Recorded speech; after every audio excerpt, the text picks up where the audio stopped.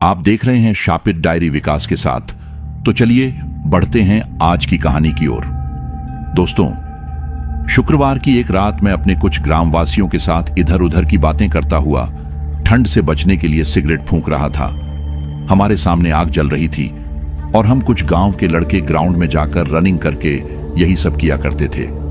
वैसे तो सिगरेट पीना हमारी सेहत के लिए काफी हानिकारक भी था, क्योंकि हम इस समय पर सरकारी नौकरी की तैयारी में थे। रोज रोज यहां आकर यह हमारा एक रूटीन सा बन गया था।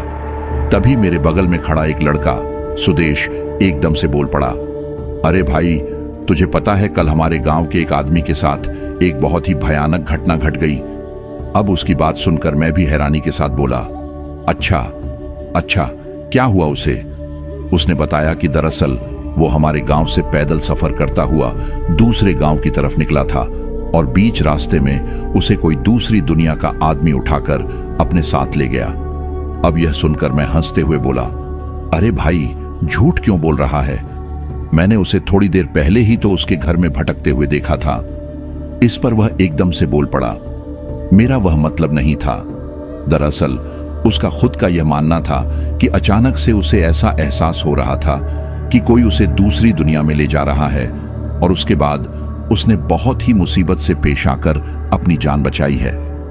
अब यह सुनते मैंने सुदेश को बोला, भाई, तू भी कैसी बहकी बहकी बातें करता है यार, और आज के जमाने में आखिर कौन इन चीजों पर विश्वास करेगा? इतना बोलकर मैं भी ठहाके मारकर हंसने लगा। पर तभी सुदेश ने बोला, विश्वास तो मुझे भी नहीं होता यार, लेकिन जब उसकी जुबानी यह सब सुना तो ऐसा एहसास हुआ मानो वो सच बोल रहा है। इस पर मैंने सुदेश को बोला, एक काम करते हैं, आज हम भी बाजार के लिए चलते हैं। मुझे थोड़ा सामान भी लाना है और सब चीज भी देख लेंगे। सुदेश ने भी तुरंत मेरी बात को हामी भर दी और वह भी मेरे साथ चलने को तैयार हो गया।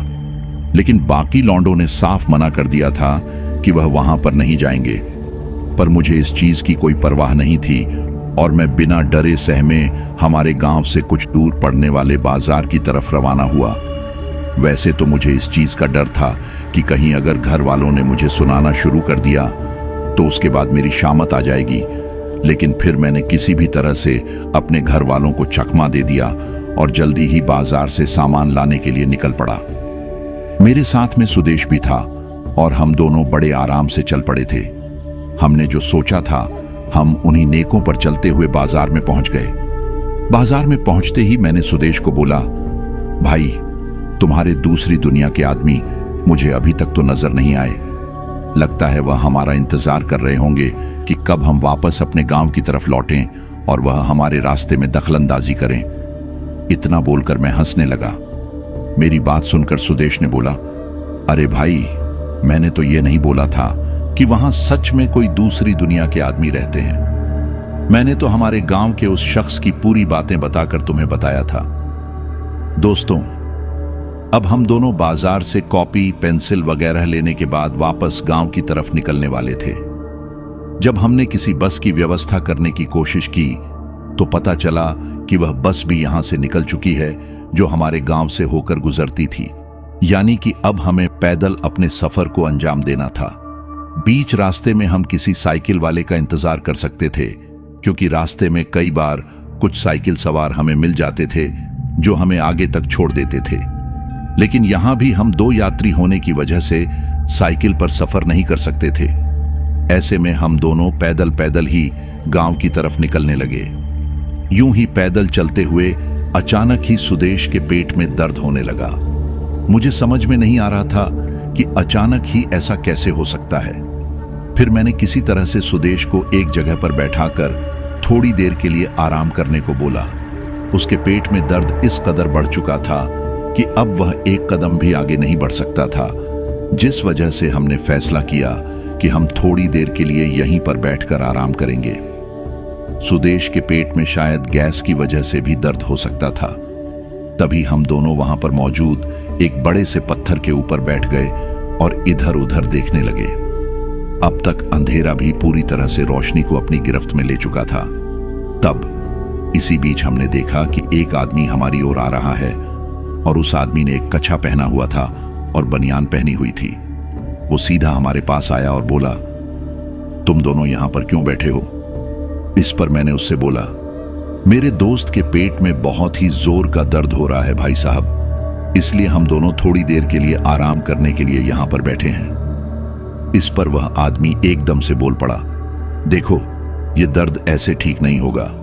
मैं एक डॉक्टर हूं और इन चीजों को भली भांति पहचानता हूं, इसलिए तुम्हें सड़क के ऊपर लेटकर मुझे दिखाना चाहिए कि तुम्हारे पेट में क्या दिक्कत है।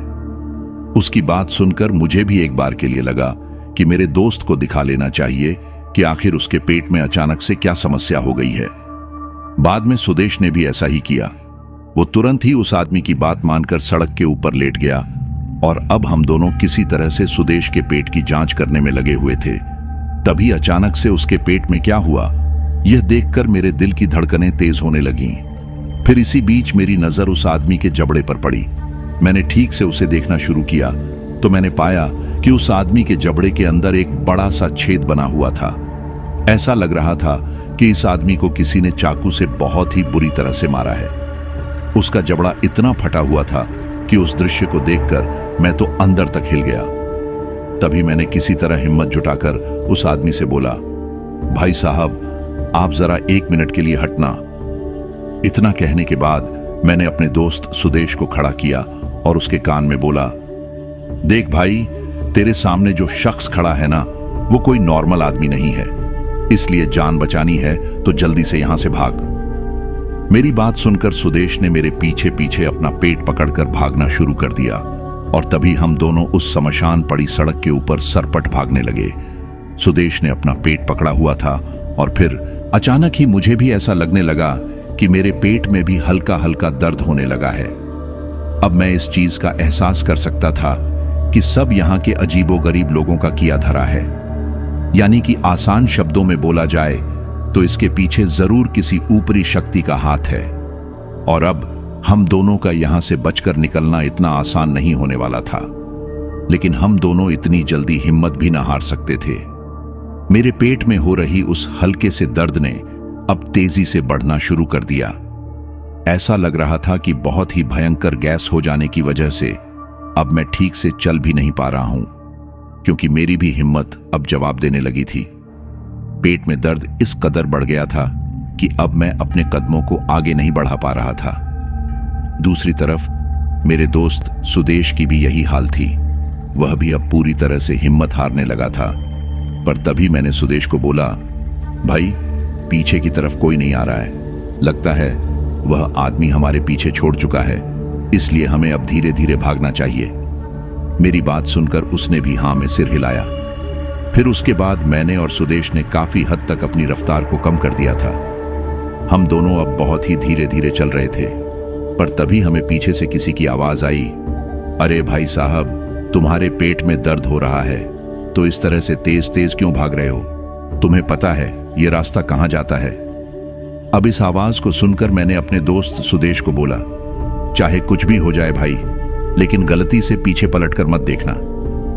सुदेश ने भी मेरी बात में सहमति जताई और फिर वो भी चुपचाप आगे चलता रहा। हमें एक बार फिर से पीछे से आवाज आई, अरे ये रास्ता तुम्हें दूसरी दुनिया में लेकर जाएगा भाई।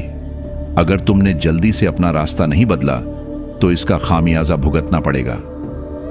उसकी बात सुनकर एक बार फिर से मेरा दिमाग कंफ्यूज हो गया, लेकिन मैं इस बात को अच्छी तरह से जानता था कि अगर हम दोनों किसी कीमत पर इस आदमी की बात में आ गए तो हमारे साथ और भी ज्यादा भयानक हो सकता है। ऐसे में मैंने अपने दोस्त सुदेश को बोला, जितना जल्दी हो सके इसकी बातों को नजरअंदाज करने की कोशिश करो, क्योंकि यह हमें बुरी तरह से फंसाना चाहता है।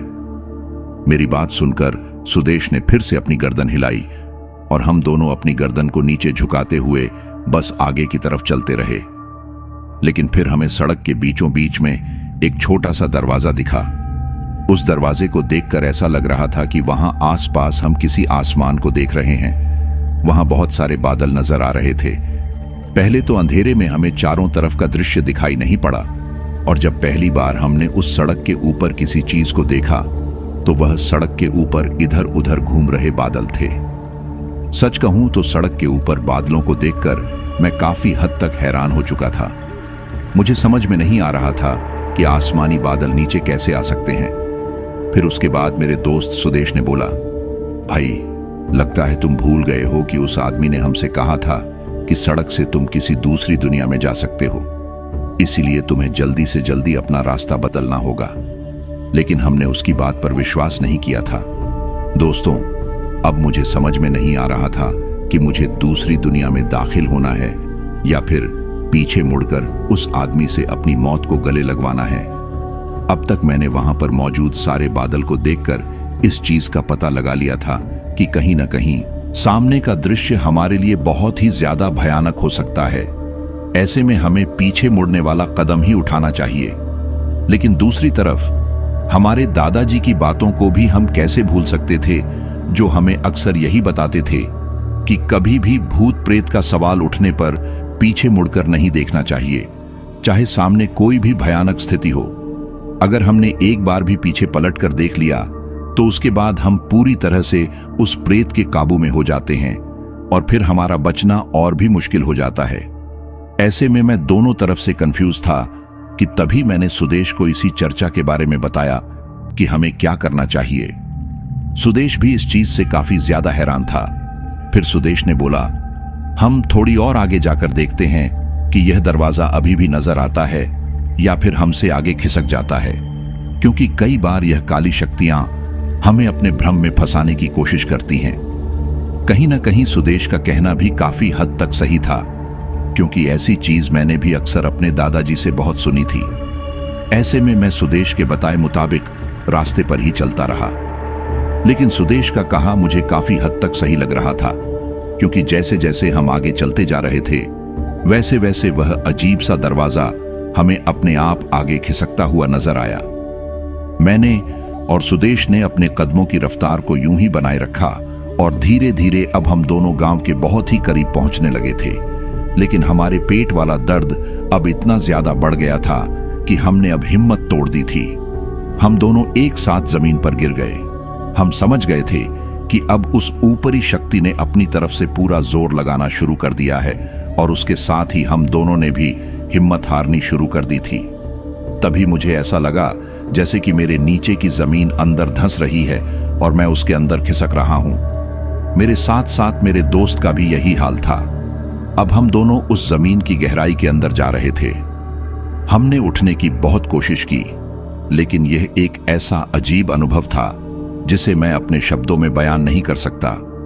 एक बार के लिए मैंने अपनी आंखें बंद कर लीं और चुपचाप इन चीजों को बर्दाश्त करता रहा।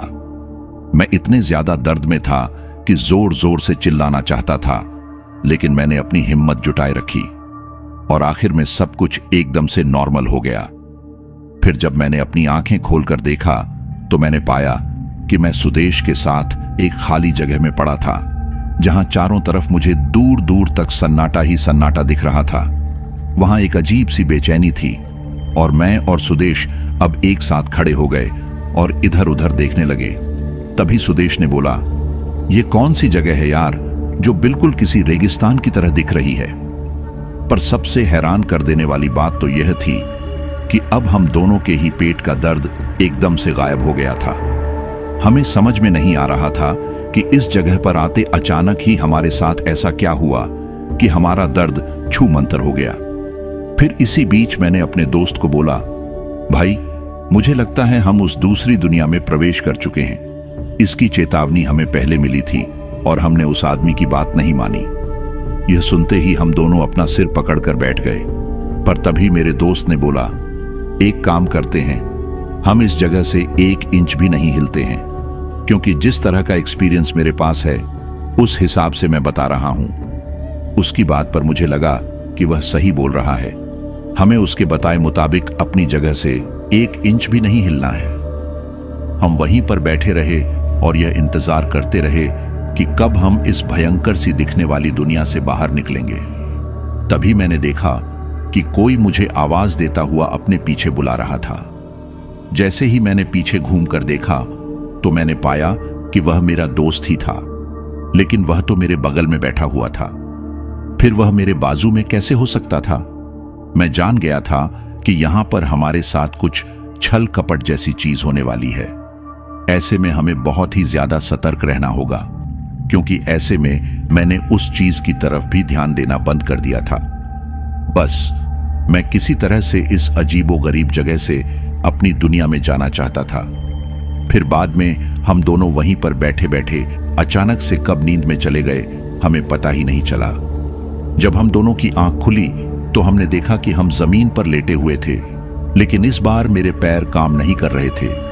मैंने अपने पैरों को हिलाने की बहुत कोशिश की, लेकिन उन्होंने काम करना बंद कर दिया था। मेरे दोस्त का भी यही हाल था। हम दोनों उसी सड़क पर पड़े थे जहां पर हमारे पेट में बहुत तेज दर्द हुआ था। फिर बाद में हम दोनों को वहीं के लोगों ने घर पहुंचा दिया और घर पर पहुंचने के बाद मेरे पैरों को ठीक करने की कोशिश की गई। लेकिन आज इस घटना को काफी साल बीत चुके हैं, लेकिन मेरे पैर ठीक नहीं हो पाए।